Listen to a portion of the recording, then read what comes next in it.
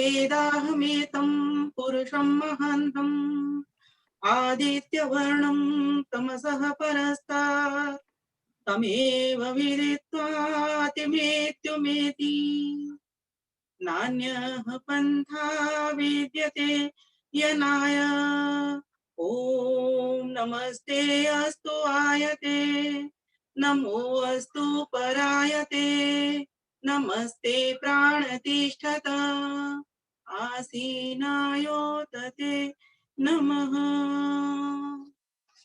आर्य केंद्रीय सभा के तत्वावधान में आयोजित बहुत ही सुंदर भव्य सभ्य व दिव्य कार्यक्रम चल रहा है। भाई जितेंद्र तायल जी जो कि एक लेखक भी हैं, कवि भी हैं, विद्वान भी हैं और एक मृदुभाषी, जैसे कहते हैं ना, एक सरल व्यवहार, बहुत ही सुंदर व्यवहार इनका रहता है सभी के प्रति। इतनी सुंदर वेबिनार के माध्यम से हम सभी को ये जोड़ना चाहते हैं।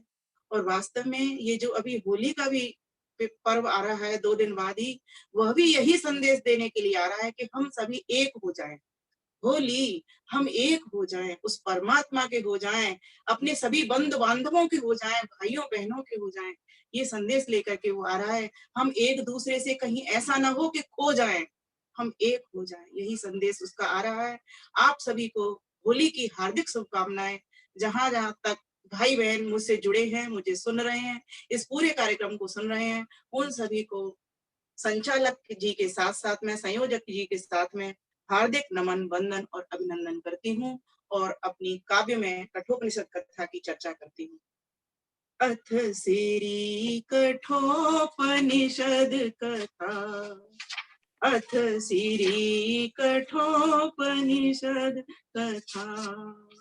कथा है परमार्थ की, पुरुषार्थ की, पुरुषार्थ की, जिससे सारे दुख मिटे और पाप ताप संताप व्यथा।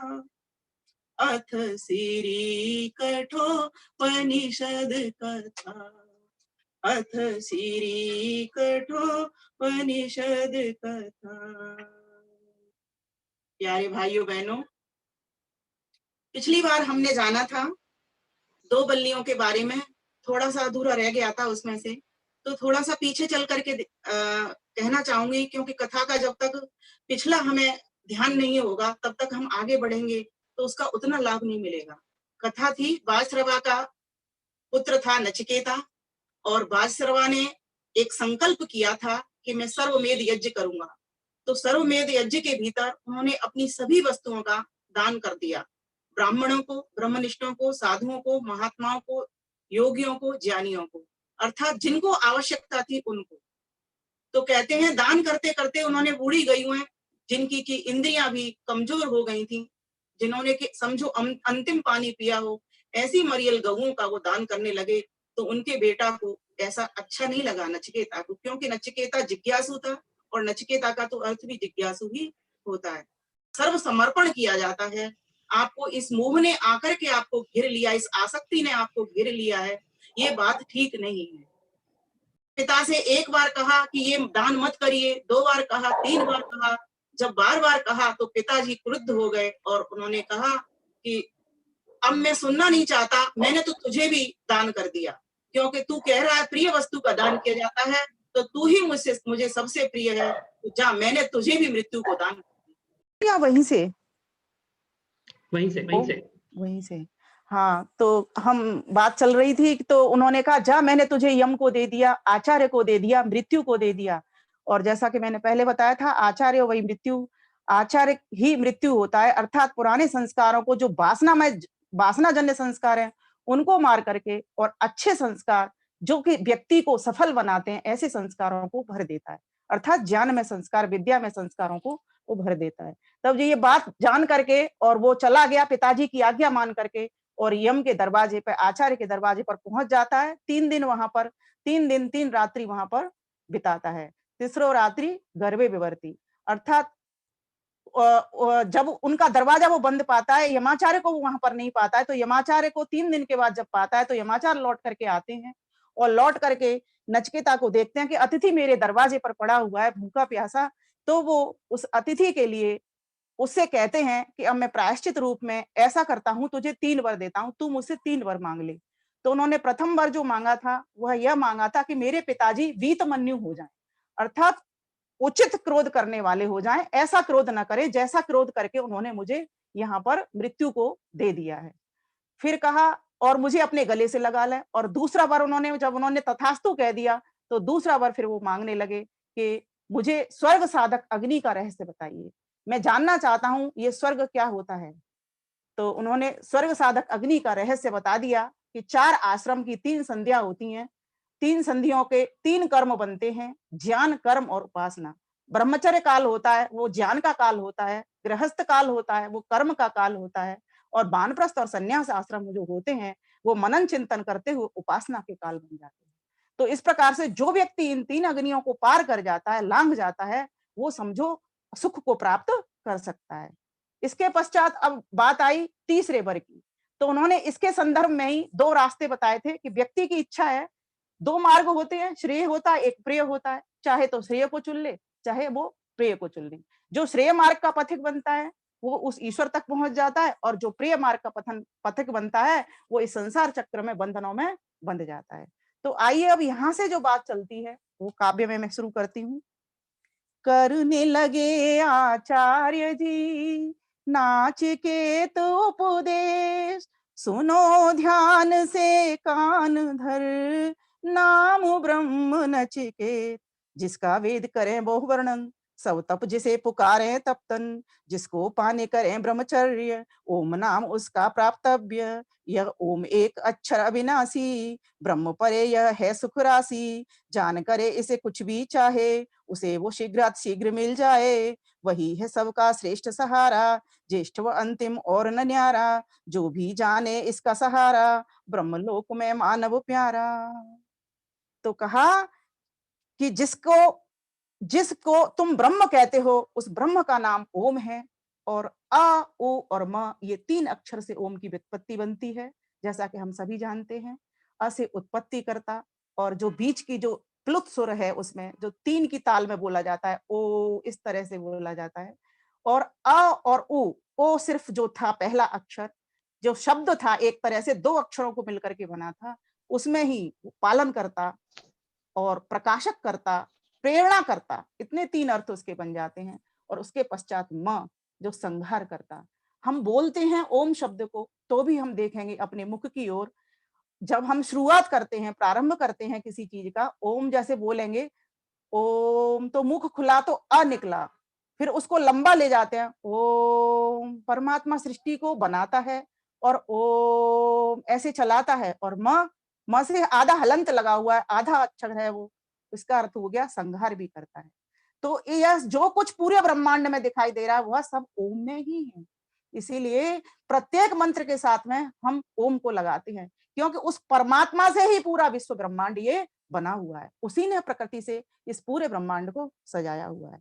तो इस प्रकार का ज्ञान वो दे रहे हैं कि वह जो ओम है वह अक्षर है, उसका क्षर नहीं होता, वो अविनाशी है, उसका किसी भी काल में बाध नहीं होता, अर्थात नाश नहीं होता। ऐसा वो परम ब्रह्म है, जो व्यक्ति इसको जान लेता है वही समझो इस भवसागर को पार कर जाता है और उसके परम सुख को प्राप्त कर लेता है। तो उसका देखो कितना सुंदर वर्णन दिया है उपनिषद के भीतर। सर्वे वेदा यत् पदम मामनन्ति, तपांसि सर्वाणि च यत् वदन्ति, यदिच्छन्तो ब्रह्मचर्यं चरन्ति, तत्ते पदम संग्रहेण ब्रमीमि, ओम इति तत्, ओम इति तत्। चारों वेद प्रणव यस गावें, तापस ऋषिगण इसको ध्यावें, ब्रह्मचारी जो भी व्रत धारें, पहले ओम का नाम उचारें, ओम नाम है नाम प्रधान, कहते वेद शास्त्र विद्वान, मुख्य नाम ईश्वर का ओम, अमृत वर्षावे वन सोम, पीवे जिसके भाग्य महान, मिले उसे जिसे दे भगवान, गावे उसको जो रसवंत, उसका कोई न पावे अंत, उसका कोई न पावे अंत। एतद्देवाक्षरं ब्रह्म, एतद्देवाक्षरं परम्, एतद्देवाक्षरं ज्ञात्वा यो यदिच्छति तस्य तत्, यो यदिच्छति तस्य तत्। एतदालम्बनं श्रेष्ठम्, एतदालम्बन परम्, एतदालम्बन ज्ञात्वा ब्रह्मलोके महीयते, ब्रह्मलोके महीयते। कैसा है वो ब्रह्म? तो कहा एतद्देवाक्षरम ब्रह्म, ओमकार है अक्षर ब्रह्म, दूर करे सारे भय ब्रह्म।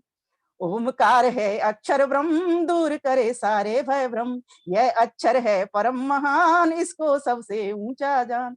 जो जन इस अक्षर को जाने, अपना रूप वो आप पहचाने। उसका आलम्बन है ऊंचा, जाने इसको विश्व समूचा। परमालम्बन को जो जाने, बात ऋषि की सच कर माने। ब्रह्मलोक में उसकी महिमा, मृत्युलोक में उसकी गरिमा। ब्रह्मलोक में उसकी महिमा, मृत्युलोक में उसकी गरिमा।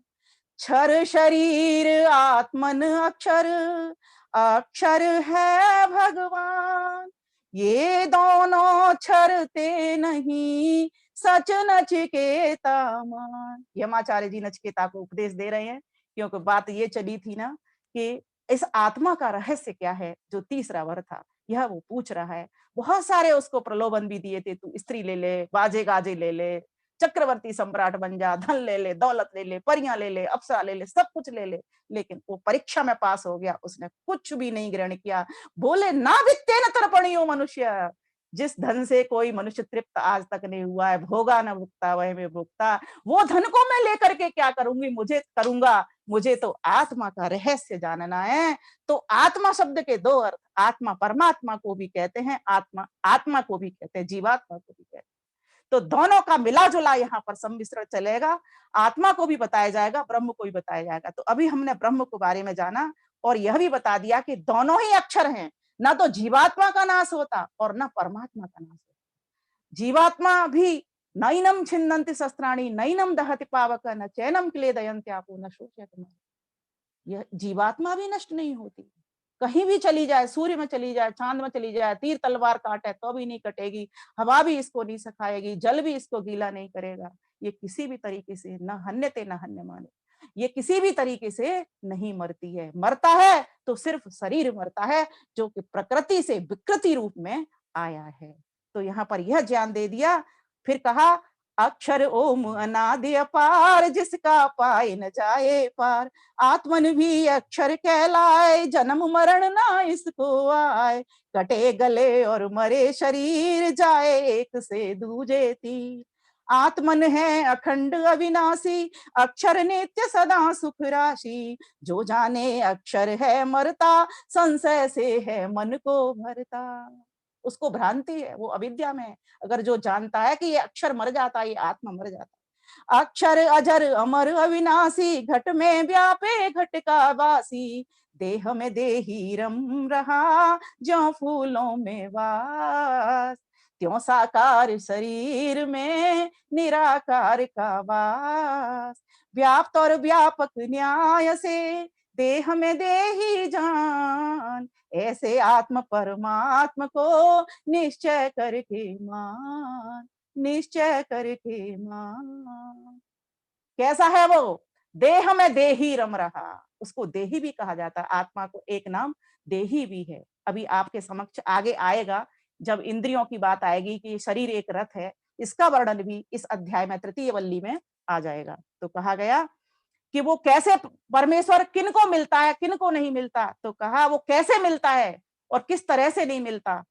नायमात्मा प्रवचनेन लभ्यो, न मेधया न बहुना श्रुतेन।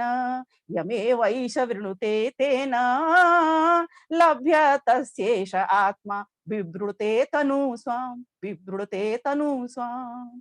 प्रवचन से मिलता नहीं, मिले न बहुश्रुत होय। दुनिया सुनती चली जा रही है, नित्य प्रवचन सुने जा रहे हैं, नित्य मंच पुकार रहे हैं, लेकिन कब मिलता है? जा पर कृपा प्रभु करें, उसको दर्शन हो। उसी को उस परमात्मा के दर्शन होते हैं। परम पिता परमेश्वर प्यारा, जो है आत्मन से अति न्यारा। जिस पर कृपा करे वह जाने, अपना असली रूप पहचाने, उसका हो न सके व्याख्यान, मन बुद्धि से दूर ही जान। जिसका वर्ण करे वो आप, सो जन निश्चय हो निष्पाप, अधिकारी को स्वयं वो वरता, उसके सारे संकट हरता। दुष्चरितों से अवरित होवे, चित्त समाहित में जो जोवे, उसको आत्मन हो साक्षात, नहीं इसमें बद तो व्याघात। उसके संशय सारे दूर, आत्मज्ञान से हो भरपूर, परम पिता परमेश्वर प्यारा, जो है आत्मन से अति न्यारा। अब वर्णन आ गया जिसको आप सब भी जानते हो, बड़ा ही सुंदर वर्णन है ये। यहाँ पर यमाचार्य समझा रहे हैं उसको, ये शरीर क्या है, ये इंद्रियां क्या हैं, ये शरीर की सारी इंद्रियां मन बुद्धि क्या है और विषय क्या है। रथ शरीर आत्मन रथी, रथ रथी कहे में, देह में देही रम रहा, ये सिद्धांत अपेल। बोलो भाई जय नचिकेता की, बोलो भाई जय नचिकेता की। ये शरीर एक खेत है, आत्मन है क्षेत्रज, पंडित हैं ये जानते, नहीं जानते अज। विद्वान लोग तो इसको जानते हैं, लेकिन जो अज्ञानी लोग हैं वो इस आत्मा को और शरीर को नहीं जानते। तो कहा तन को दैवी रथ तुम मानो, ये शरीर क्या है, रथ है। तन को दैवी रथ तुम मानो और इंद्रियन को घोड़े मानो, मन इन घोड़ों की है लगाम, ताकि पथ ना पकड़े वाम, सारथी बुद्धि विषय है लक्ष्य, कहते वेद शास्त्र निष्पक्ष। आत्मन रथ में बना सवार, बात हृदय में अपने धार, घोड़े बश में गर हो जाएं, उल्टे रास्ते पर ना जाएं, तब समझो हो सुखी सवार, उसके सुख का आर न पार, उसके सुख का आर न पार। ये शरीर हमारा रथ है। इसके ऊपर मैंने भजन भी लिखा था, ये रथ मेरा मैं राजा हूँ, बड़ी शान से जीवन सैर करूं। ये रथ मेरा मैं राजा हूँ, बड़ी शान से जीवन सैर करूं। ये इंद्रियां मेरे घोड़े, ये 11 इंद्रियां हैं जिनमें मन उनका स्वामी है, अर्थात मन लगाम है, बुद्धि सारथी है, और ये 10 इंद्रियां घोड़े हैं। ये सरपट विषयों की ओर दौड़े चले जा रहे हैं, रूप की, रस की, गंध की, स्पर्श की, शब्द की ओर दौड़े चले जा रहे हैं। जबकि परमात्मा कैसा है, अस्पर्श, आरस, आगंधम, अशब्दम, कैसा है वो परमेश्वर, ऐसा जो कि रूप में नहीं, रस नहीं, गंध नहीं, स्पर्श नहीं, शब्द नहीं, ये भौतिकता नहीं है उसके भीतर, वो तो अभौतिक तत्व है, अभौतिक पदार्थ है। तो कहा ये इंद्रियां मेरे घोड़े, जहां मैं चाहूं दौड़े, लगा मुझे पकड़ा छोड़ी है, मैं मन बुद्धि का दृष्टा हूँ, बड़ी शान से जीवन सैर करूं। ये रथ मेरा मैं राजा हूँ, बड़ी शान से जीवन सैर करूं।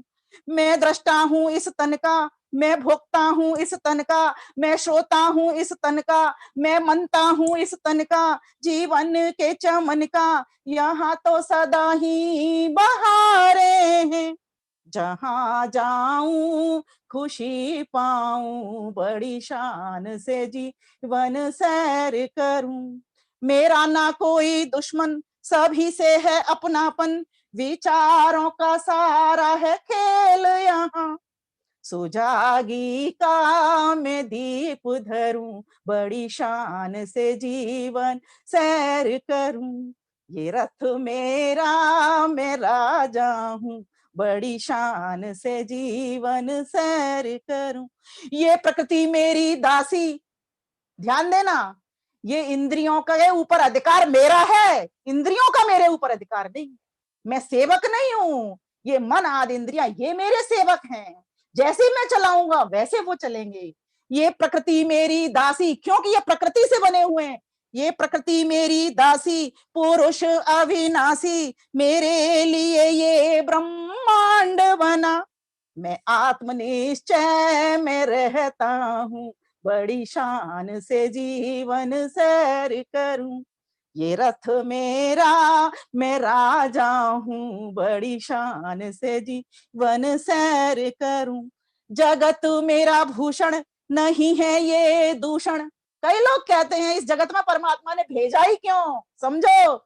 जगत मेरा भूषण नहीं है ये दूषण, वेदों ने मेरी बदली दृष्टि है।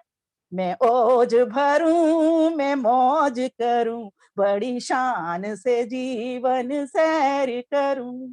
मैं ओज भरूं मैं मौज करूं, बड़ी शान से जीवन सैर करूं।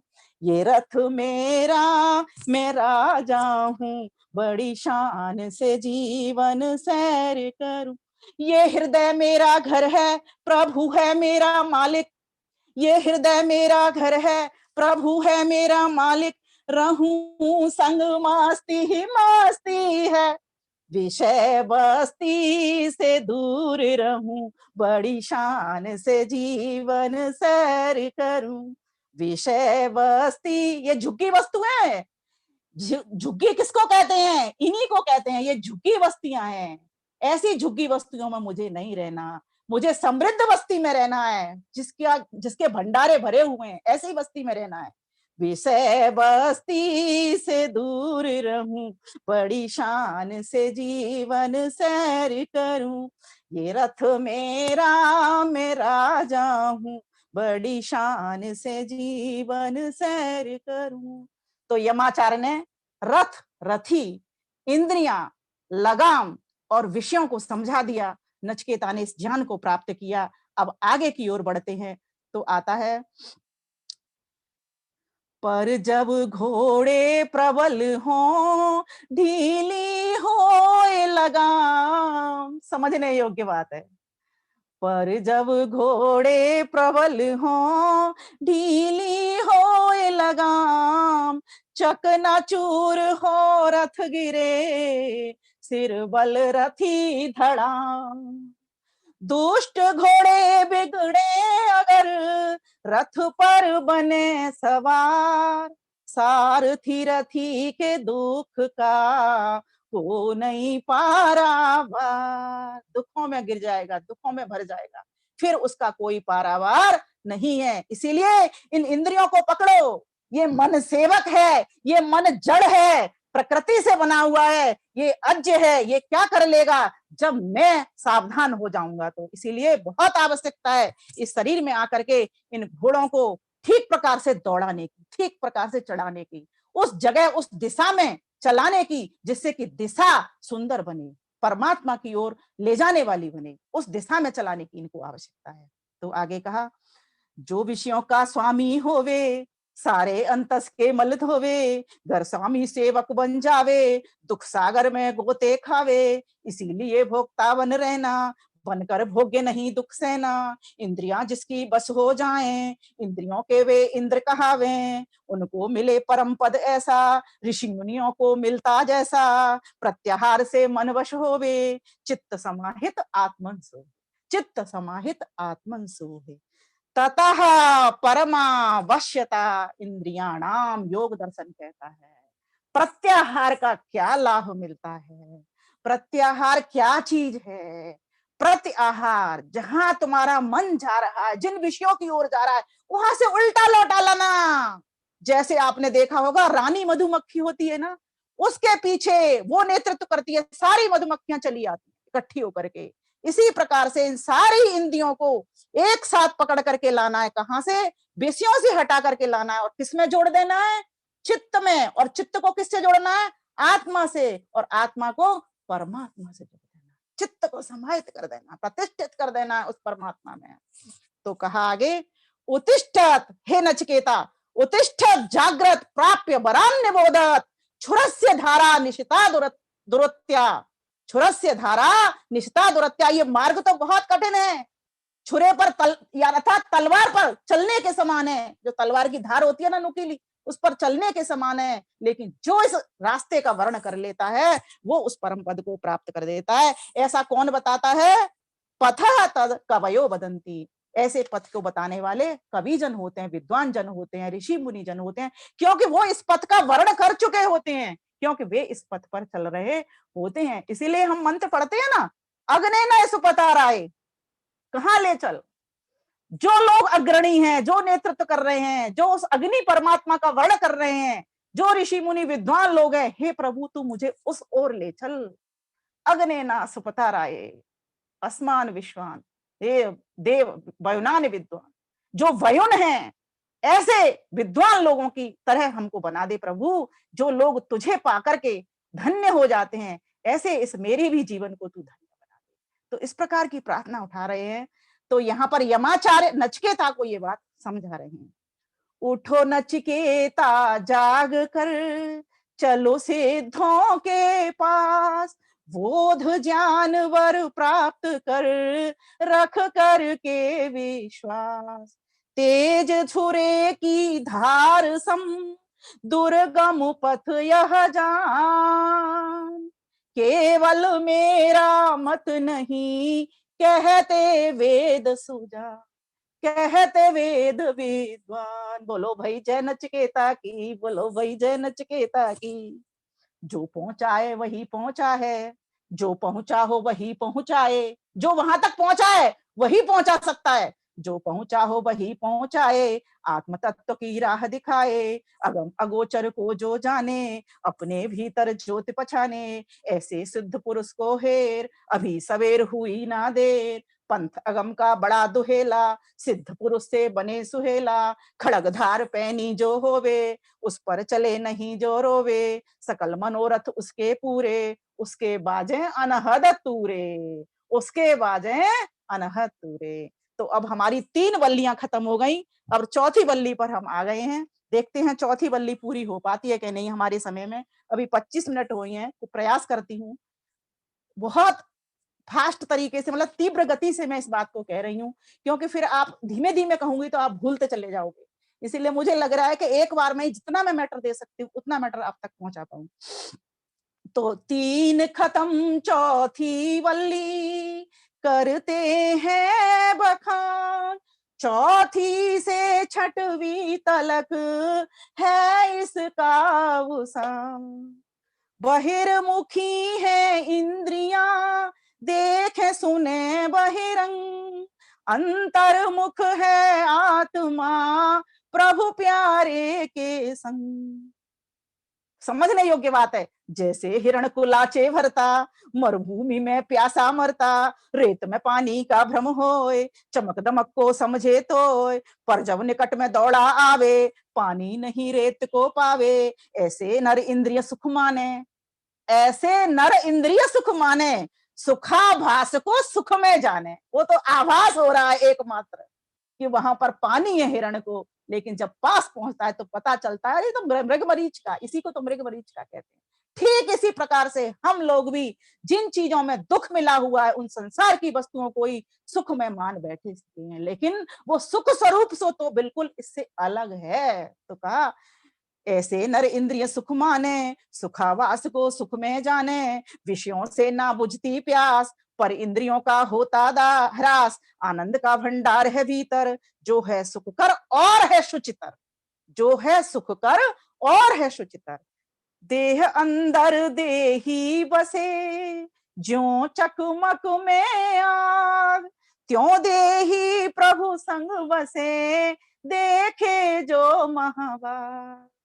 ढूंढ रहा है जिसको बंदे पास तेरे भगवान, दूर क्यों समझ रहा है, दूर क्यों समझ रहा है। जैसे पवन आकाश में है, नजर किसी को आवे ना, वैसे दूध में माखन है, अपनी शक्ल दिखावे ना, वैसे ही कण कण के अंदर व्यापक शक्तिमान, दूर क्यों समझ रहा है, दूर क्यों समझ रहा है। जिस प्रकार से वायु आकाश में रहती है लेकिन दिखाई नहीं देती, बस स्पर्श मात्र से अनुभूत होती है, जिस प्रकार से दूध के भीतर मक्खन रहता है लेकिन पता नहीं चलता, फेंटने पर वो निकलता है मक्खन, उसका घी निकलता है। इसी प्रकार से परमात्मा को भी किस प्रकार से हमको प्राप्त करना है, तो काव्य के द्वारा कहना चाहूंगी। चर्म चक्षु देखे नहीं, देखे दृष्टा होय, दृष्टा दृश्य के भेद को विरला जाने कोय। अब समझिए, इंद्रियों का साक्षी है दृष्टा, उसका दृष्टा है सुख सृष्टा, गोलक इंद्रियों को नहीं जाने, बिन जाने कैसे पहचाने, देही श्रोता दृष्टा मनता। देही, देह के भीतर रहने वाला आत्मा, श्रोता, श्रवण करने वाला। आप समझते हैं ये कान सुन रहे हैं, कान नहीं सुनते, कान तो कर्ण है, साधन है, इनके द्वारा आवाज जब भीतर जाती है तो वो आत्मा सुन रहा होता है, इसीलिए उसको श्रोता कहा। जब ये शरीर में से आत्मा निकल जाती है तब इसका परीक्षण कर सकते हो। कोई सुनता है, कान तो तब भी वैसे की वैसे होते हैं, रहते हैं ना, आंखें वैसी की वैसी होती हैं फिर भी नहीं दिखाई देता, नाक वैसी की वैसी होती है फिर भी नहीं सूंघता, मुख वैसा की वैसा होता है फिर भी नहीं बोलता। तो कौन था? वो आत्मा था जो सुनता था, जो चिंतन मनन करता था, इन साधनों के द्वारा, इंद्रियों के द्वारा, इन कर्णों के द्वारा जो सुनता था, समझता था, बोलता था, वो निकल गया। तो कहा इन इंद्रियों से बिल्कुल पृथक है, इसलिए समझने योग्य बात है। चर्म चक्षु देखे नहीं, देखे दृष्टा होय, दृष्टा दृश्य के भेद को बिरला जाने को। एक स्टैंड के ऊपर कैमरा लगा हुआ है, वो फोटो ले रहा है, क्या वो अकेला अपने आप फोटो ले रहा है? नहीं ले रहा ना, कौन ले रहा है? उसके पीछे खड़ा हुआ कौन? कैमरामैन फोटो ले रहा है। बिना चेतना के कोई भी जड़ वस्तु एक्टिव हो ही नहीं सकती, अपने आप कुछ नहीं कहती। इसलिए तो कहा जाता है कि तुम ईश्वर को क्यों नहीं मानते हो? ये संसार बिना बनाए और बिना बुद्धिमान के, बिना ज्ञानवान के और बिना सर्वत्र रहे, बिना सर्वव्यापकत्व गुण के ये बनी ही नहीं सकता। ये संसार परमेश्वर ने बनाया हम जीवों के भोग अपवर्ग के लिए, बुद्धि से बनाया है, ज्ञान से बना है, रित और तप से बनाया है, सत्य से बनाया है। इसलिए इस बात को समझो, वो संसार का मालिक इस ब्रह्मांड के भीतर रह रहा है, उसको जानो, और इस पिंड के भीतर ये आत्मा रह रहा है, इस आत्मा को जानो। प्रकृति से परमात्मा की ओर चलो और ये शरीर रूपी प्रकृति से इस आत्मा की ओर चलो। आत्मा को भी जानो और परमात्मा को भी जानो, और साथ में इस सारे संसार की प्रकृति, मूल प्रकृति को भी जानो। तो कहा इंद्रियों का साक्षी है दृष्टा, उसका दृष्टा है सुख सृष्टा, गोलक इंद्रियों के नहीं जाने, बिन जाने कैसे पहचाने, देही श्रोता दृष्टा मनता। मनन भी ये आत्मा ही करता है, जिस विन जड़ देह कुछ नहीं करता, पंचभूत गुफा कर जानो, उसमें आत्मा को पहचानो, पंचभूत से वह नारा, जिनमें उसका है पासारा, भौतिक में है वही अभौतिक, कैसा उसका अद्भुत कौतुक, स्वयं अचल जग को है चलाता, अगम अगोचर है कहलाता, हे नचिकेता वही प्रभु है, हे नचिकेता वही प्रभु है, दृष्टा सृष्टा और विभु है, दृष्टा सृष्टा और विभु है। ब्रह्मांड में तो वही परमेश्वर है और इस पिंड में ये आत्मा है। दोनों की एक्टिविटी ठीक बिल्कुल बराबर जैसी, मतलब एक जैसी है, बस अंतर क्या है? वो सर्वज्ञ है, ये अल्पज्ञ है ना, वो सर्वदेशी है, ये एक। इस प्रकार से विभिन्न गुण है, मैं वहां पर नहीं जाऊंगी, तो आगे की फिर ये कथा रह जाती है। नहीं तो आगे कहा, आवाज आ रही है ना मेरी? आवाज आवाज, ओम ओम ओम ओम ओम ओम ओम आ रही है जी, नीचे आ रही है जी जी, धन्यवाद। हाँ, स्वयं अचल जग को है चलाता, अगम अगोचर है कहलाता, हे नचिकेता वही प्रभु है, दृष्टा सृष्टा और विभु। अब कैसे मिलेगा ये? प्राणायाम मन वश करे, इंद्रिय गण वशीकार, बुद्धि निर्मल चित अचल हो अंदर उजियार। बोलो भाई जय नचिकेता की, बोलो भाई जय नचिकेता की। अग्नि समिधा में रहे, रगड़ से प्रकटे तप से प्रकटे प्रभु विभु, यह निश्चय कर जा। जिस प्रकार से माचिस अपने आप नहीं जलती, उसको रगड़ा जाता है, उस तीली को लेकर के, अर्थात लकड़ी को लकड़ी के ऊपर रगड़ा जाता है, तब जाकर के उसमें से अग्नि प्रकट होती है। उसी प्रकार से इस परमात्मा के लिए अभी आएगा वो भी वर्णन, इसीलिए मैं पहले नहीं कह रही हूं कि किस तरीके से उस परमात्मा को पुकारना है, किस तरीके से उस परमात्मा के दर्शन करने हैं। तो कहा अग्नि संग जो प्रीत लगाए, समझने योग्य बात, अग्नि संग जो प्रीत लगाए ऊपर ऊपर उठता जाए। क्योंकि एक वस्तु का एक धर्म होता है कि जो जहां से उत्पत्ति जिसकी हुई है वो उसी ओर जाती है ना। तो सूर्य, अग्नि सूर्य से आई है तो ऊपर जाती है, और पानी नीचे से आया है तो नीचे ही बरस करके वो आ जाता है। अग्नि उसे उठाती है, भाप बना करके ले जाती है, लेकिन फिर भी वो अपने नीचे अपनी मातृभूमि पर ही आता है।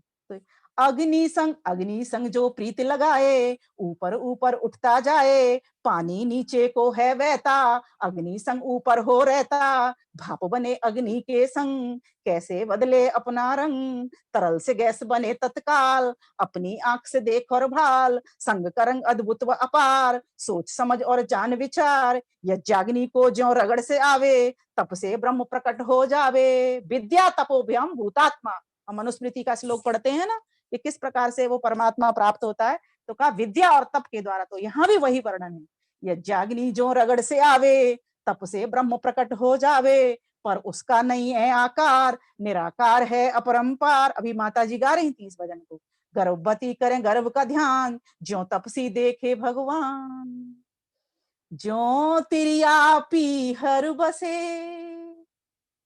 जिस प्रकार से एक नवविवाहिता स्त्री अपने पियर चली जाती है अपने पति को छोड़ करके, और उसके ध्यान में वो पति लगा रहता है, ठीक उसी प्रकार से वर्णन यहाँ पर भी मिल रहा है कि गर्भवती स्त्री का पूरा पूरा ध्यान अपने गर्भ के ऊपर होता है जब बालक बन रहा।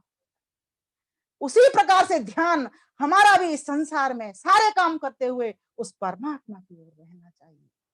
कितना सुंदर उपदेश दे रहे हैं।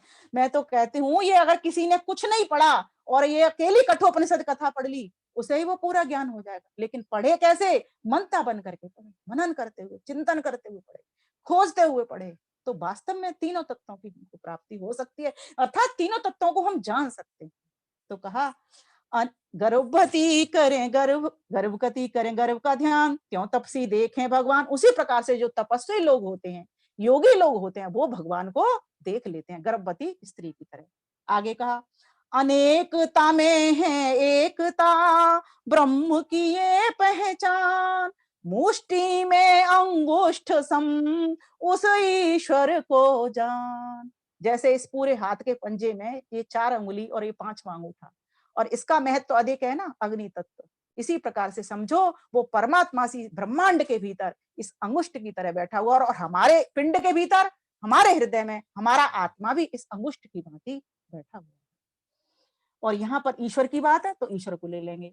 ज्योति स्वरूप है आत्मन हृदय उसका निवास, घट घट में व्यापक प्रभु जहां तहां है वास। अर्थात सर्वत्र उसका वास है। ईशावास्य मिदम सर्वम यत्किंच जगत्याम।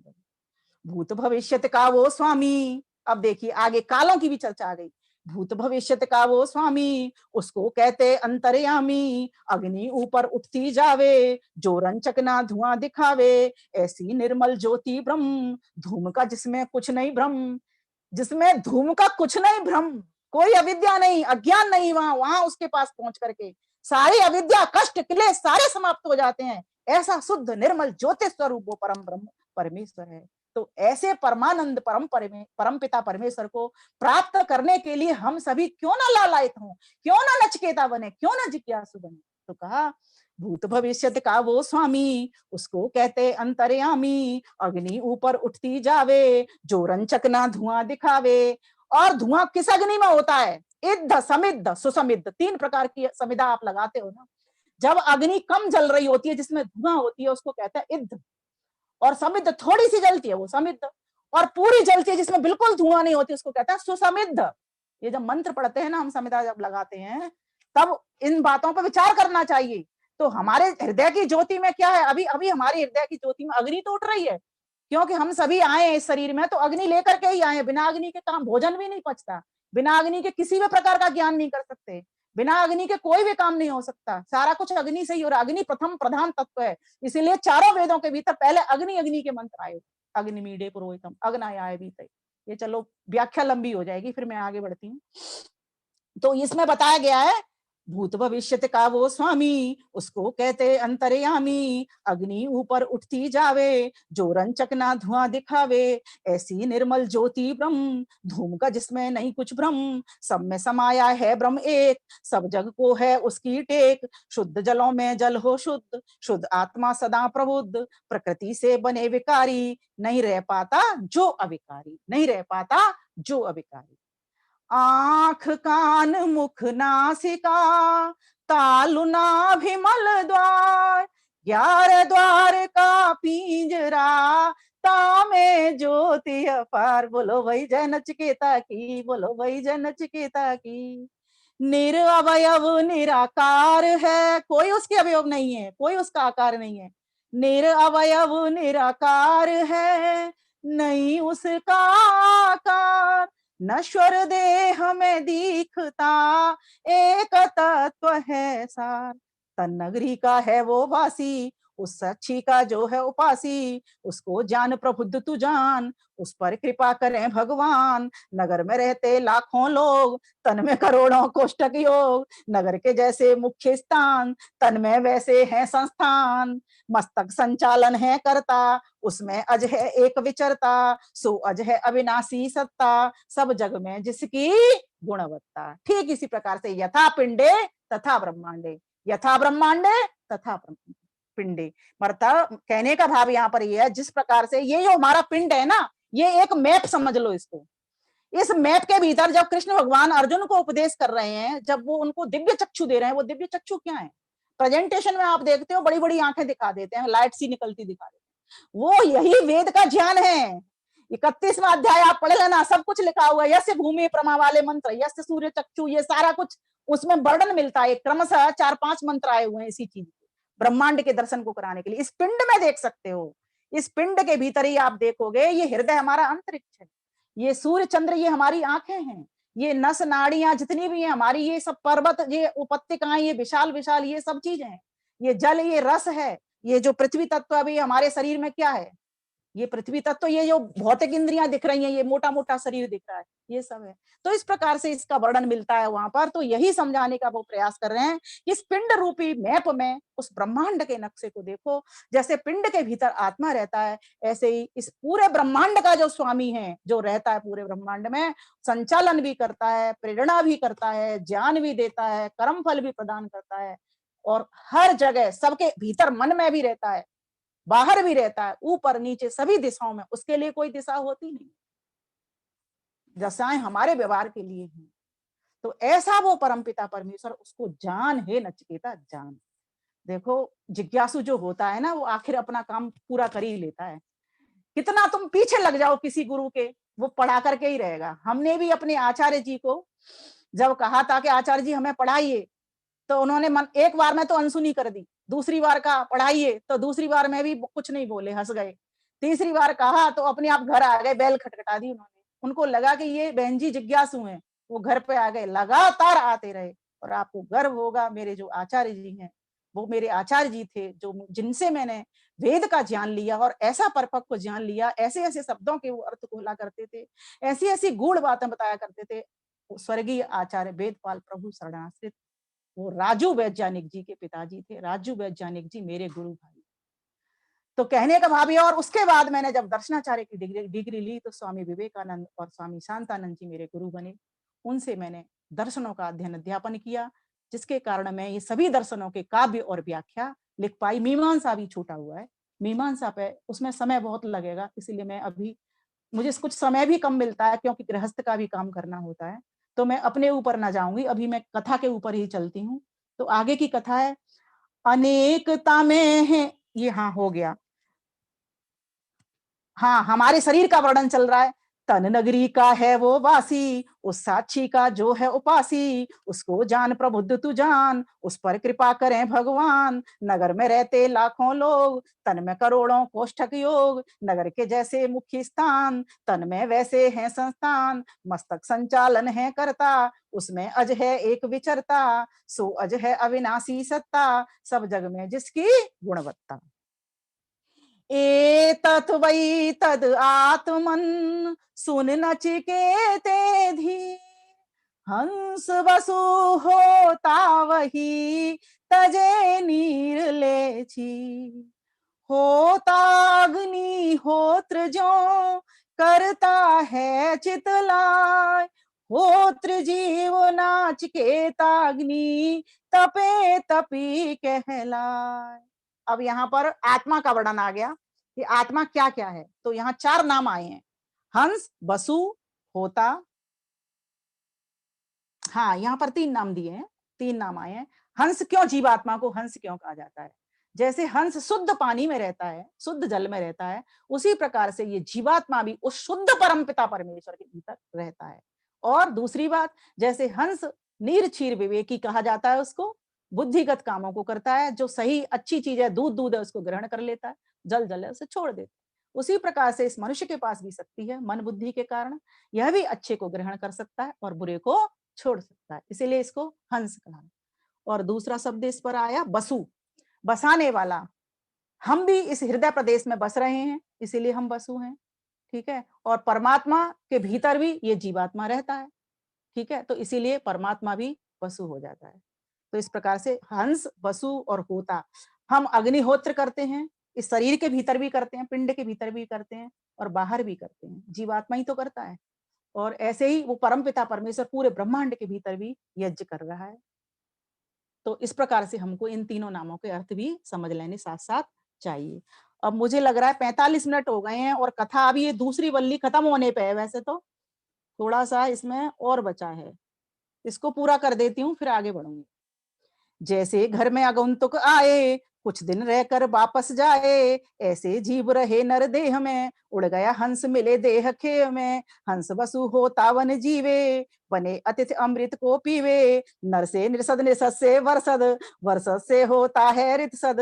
व्योम चढ़े व्योम सद कहलाए, पृथ्वी पर्वत पर लहराए। ऋतम बृहत ईश्वर सुख राशि, सबसे ऊंची उसकी साक्षी। अब इसमें लगेगा, इसकी व्याख्या करने में इस पद की काफी समय लगेगा, तो मैं चाहूंगी इसको अगली बार हम ले लेंगे, क्योंकि हमारा समय अब अधिक हो गया है, 45 मिनट। तो अभी बात को यहीं पर मैं संपन्न करती हूँ, थोड़ा सा यहाँ भी बच गया है।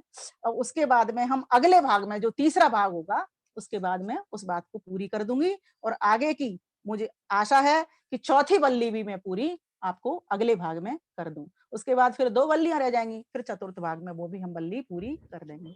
यह तो तब है जब मैं बहुत ही तीव्र गति से भाग रही हूँ, जबकि इसको समझना हो इस विषय को, मैंने इसको कम से कम 10-12 बार पढ़ा है।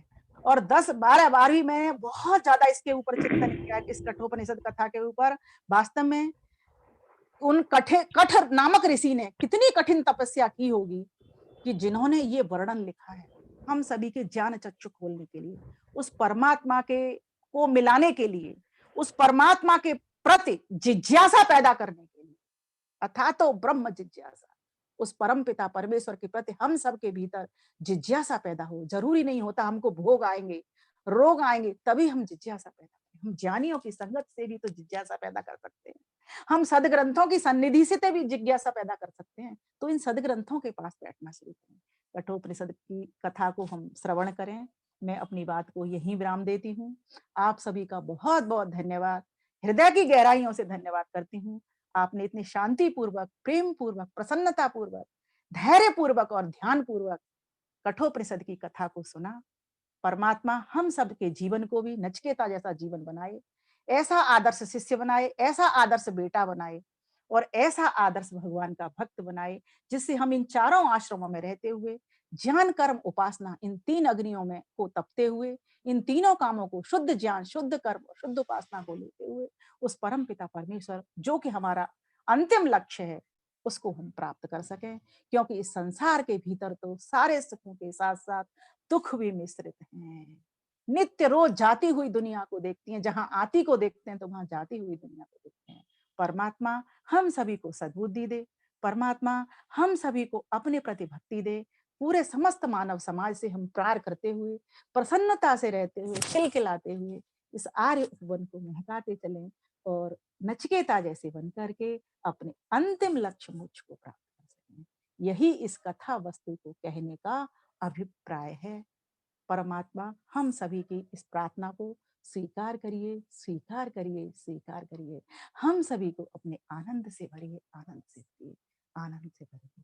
जितेंद्र भाई का बहुत-बहुत धन्यवाद और समस्त आयोजकों का, चाहे वो फरीदाबाद की आर्य समाज हो या जहाँ-जहाँ से भी बहन भाई जिन-जिन संगठनों से जुड़े हैं, सभी को पुनः हार्दिक धन्यवाद करती हूँ। नमस्ते।